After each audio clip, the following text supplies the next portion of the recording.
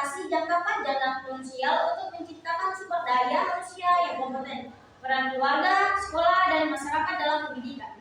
Kurikulum sebagai panduan utama dalam pelaksanaan pendidikan dan cerminan cita-cita pendidikan nasional. Transisi dari kurikulum 2013 ke kurikulum Merdeka untuk menghasilkan generasi unggul.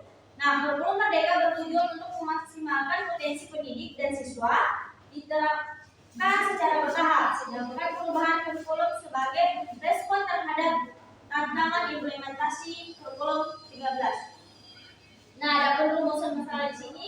Ada dua rumusan masalah yang saya ambil. Yang pertama itu bagaimana implementasi kurikulum Merdeka dan K13 di sekolah dasar.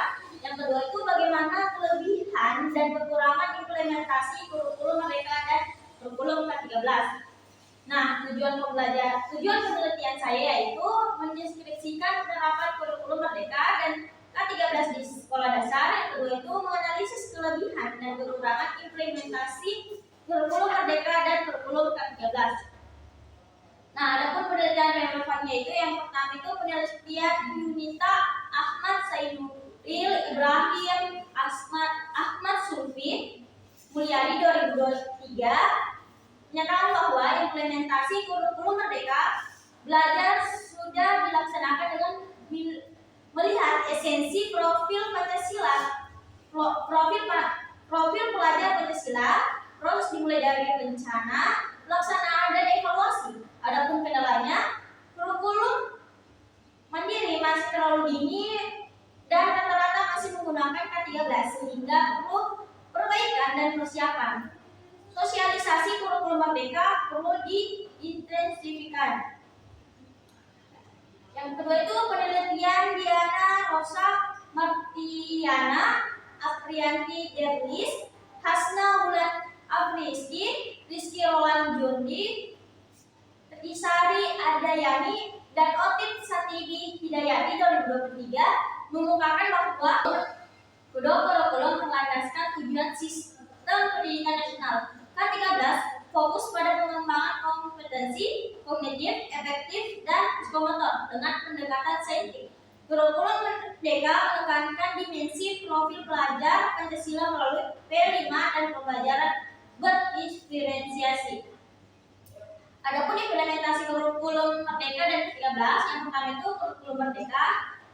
Yang pertama, awalnya tenaga pendidik asing dan memerlukan bimbingan. Yang kedua itu ketersediaan fasilitas yang kurang memadai menjadi penghambat. Yang ketiga itu sekolah berupaya melengkapi sarana dan prasarana. Yang keempat, mengusung konsep kebebasan bagi pendidik dan peserta didik dengan model ajar sebagai panduan. Yang kelima, model ajar sebagai rencana pembelajaran untuk mencapai standar kompetensi menurut pendidik inovatif. Yang keenam, fleksibilitas berdampak positif. Guru lebih kreatif dan inovatif, siswa melatih keterampilan melalui proyek P5. Yang terakhir yaitu mempermudah siswa mengembangkan minat dan potensi diri. Untuk kurikulum K13 yang pertama itu guru senior belum sepenuhnya menguasai pembelajaran, berpusat pada siswa dan variasi pembelajaran. Yang kedua itu siswa terbiasa menerima materi tanpa pemahaman mendalam dan lebih menyukai pembelajaran per mata pelajaran. Yang ketiga itu menyulitkan guru dalam menyampaikan materi, terintegrasi dan penelitian per mata pelajaran terpisah. Yang keempat itu guru menerapkan berbagai model atau strategi pembelajaran untuk mencapai tujuan. Kelebihan kurikulum Merdeka yang pertama itu materi lebih ringkas namun mendalam. Yang kedua itu fokus pada pemahaman konsep penting dan perkembangan siswa melalui proses dan tahap belajar. Yang ketiga itu proses belajar lebih menyenangkan, tidak terburu-buru dan bermakna. Yang keempat, guru dapat menyesuaikan pengajaran dan dengan tingkat kemampuan dan perkembangan siswa.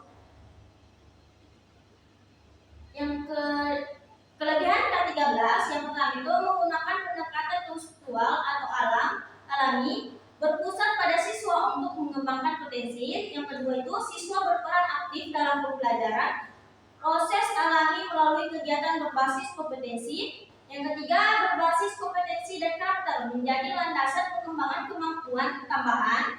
Yang keempat, standar kompetensi dalam optimal penguasaan pengetahuan, keterampilan dan pencegahan masalah. Yang kelima, pendekatan berbasis kompetensi yang mempercepat pengembangan mata pelajaran keterampilan. Yang keenam, memberikan kesempatan yang sama bagi siswa di kota dan desa. Yang ketujuh, guru memiliki tanggung jawab dalam mempersiapkan dan memperluas dan perlu terus meningkatkan profesionalisme. Adapun materi penelitian, yaitu materi penelitian ini diambil di SD 52 Kendari, tepatnya itu di Kecamatan Goa, Kelurahan Tenggala. Adapun metode yang kita ambil itu kualitatif dan datanya itu data sekunder dan primer. Adapun pengumpulan datanya itu seperti observasi, wawancara, dan dokumentasi. Adapun analisis datanya itu reproduksi data dan penyajian data dan dengarkan kesimpulan. Gambaran lokasi penelitian. Nah, penelitian ini dilaksanakan di Sekolah Dasar Negeri SDN 52 Kendari yang terletak di Kecamatan Luar, tepatnya di Kelurahan Tenggala, Kota Kendari, Provinsi Sulawesi Tenggara. Lokasi ini dipilih secara strategis oleh saya karena sebelumnya telah melakukan kegiatan pengenalan lapangan persekolahan atau PLP 1 dan PLP 2 di sekolah tersebut.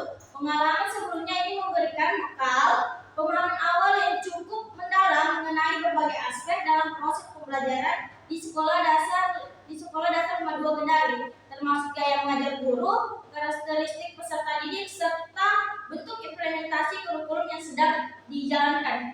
Implementasi kurikulum Merdeka telah mulai dilakukan secara bertahap, terutama di kelas-kelas awal seperti kelas 1 dan 2. Hal ini sesuai dengan kebijakan Kementerian Pendidikan, Kebudayaan, Riset dan Teknologi Republik Indonesia yang mendorong penerapan kurikulum Merdeka mulai dari jenjang dasar secara bertahap. Sementara untuk kurikulum 2013 masih tetap diberlakukan pada kelas-kelas atas seperti kelas 5 dan 6. Keputusan ini diambil atas dasar pertimbangan persiapan sumber daya manusia, khususnya tenaga pendidik, serta ketersediaan sarana dan prasarana yang mendukung pelaksanaan kurikulum baru. Beberapa guru menyatakan bahwa mereka masih dalam tahap penyesuaian dan perlu pelatihan berlanjut untuk benar-benar memahami serta mengimplementasikan prinsip-prinsip yang terkandung dalam kurikulum tersebut. Kelebihan kurikulum Merdeka yang pertama itu proses pembelajaran menjadi lebih fleksibel dan menyenangkan karena guru dapat menyesuaikan metode dan materi pembelajaran dengan kondisi siswa secara langsung. Yang kedua itu menitikberatkan pada pemahaman konsep, pengembangan minat bakat, serta pembentukan karakter siswa yang sesuai dengan nilai-nilai profil pelajar Pancasila. Kekurangan kurikulum Merdeka yang pertama itu sebagian guru masih memiliki pemahaman yang terbatas terhadap konsep dan prinsip kurikulum Merdeka sehingga belum dapat mengimplementasikan secara maksimal. Yang kedua itu kesediaan bahan ajar dan media pelaksanaan yang sesuai dengan kurikulum Merdeka masih tergolong minim terutama pada level SD. Kelebihan ke-13. Yang pertama itu memiliki struktur dan sistem yang telah dikenal luas oleh para pendidik sehingga mengimplementasikannya relatif lebih mudah dan familiar. Yang kedua, sistem penilaian lebih dilengkapi dengan standar kompetensi, indikator dan kriteria ketuntasan minimal KKN yang jelas. Sedangkan kekurangannya itu pendekatan saintifik yang menjadi ciri khas K13 sebelum penuh dipahami dan dilaksanakan secara konsisten oleh seluruh guru. Yang kedua, pembelajaran tematik terpadu seringkali membuat siswa merasa bingung karena kaitan antara materi yang tidak selalu jelas dan relevan. Adapun analisis perbandingannya secara menyeluruh, perbandingan antara kurikulum Merdeka dan ke-13 menunjukkan adanya perbedaan mendasar baik dari segi pendekatan pembelajaran, peran guru, tujuan pembelajaran, hingga sistem penilaian. Kurikulum Merdeka hadir dalam pendekatan yang lebih aktif, partisipasi, dan menekankan pada pembelajaran yang berpusat pada peserta didik. Guru berperan sebagai fasilitator yang membantu siswa dan mengeksplorasi pengetahuan dan potensi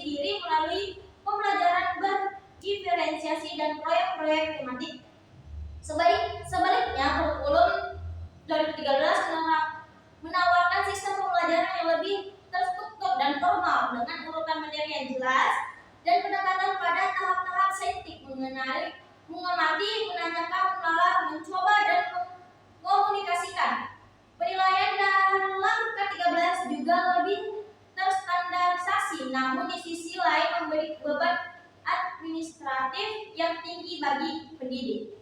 Nah, itulah tadi penjelasan dari saya. Saya akhiri dengan wabillahi taufiq wal hidayah. Wassalamualaikum warahmatullahi wabarakatuh.